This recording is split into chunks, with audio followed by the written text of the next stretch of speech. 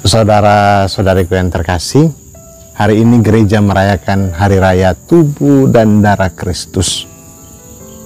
Dan di paroki-paroki biasanya diadakan perayaan Ekaristi untuk komuni pertama.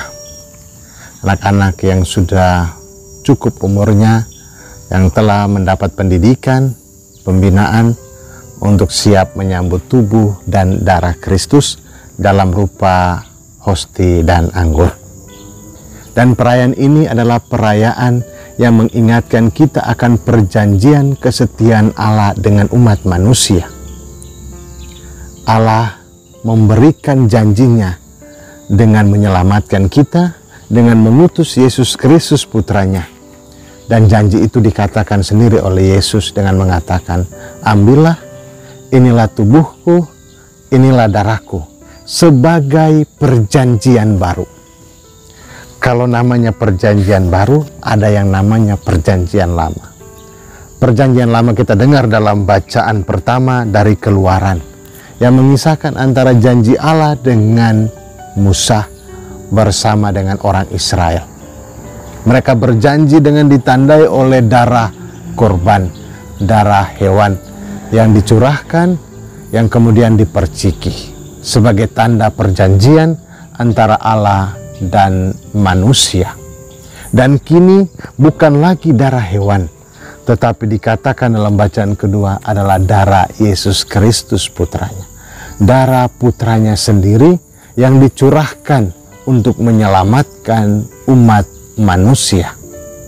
Darah Kristus datang untuk memberi hidup, untuk membebaskan dan juga membersihkan. Dahulu darah hewan, darah pengorbanan, darah yang dipercikan untuk membaharui umat Israel untuk sampai kepada tanah terjanji, menjadi umat kesayangan. Kini melalui tubuh dan darahnya, ia menepati janjinya untuk senantiasa setia untuk kita. Darah korban hewan dilakukan berulang-ulang kali, tetapi darah Kristus, tubuh dan darahnya yang dikorbankan sekali untuk selamanya, selamanya untuk menyelamatkan kita. Maka pada perayaan besar gereja ini, kita semua diajak untuk menerima tubuh dan darah Kristus dengan hati yang bersih, dengan semangat kesetiaan dan ketaatan untuk menepati dan juga mentaati perjanjian Allah. Perjanjian Allah itu apa?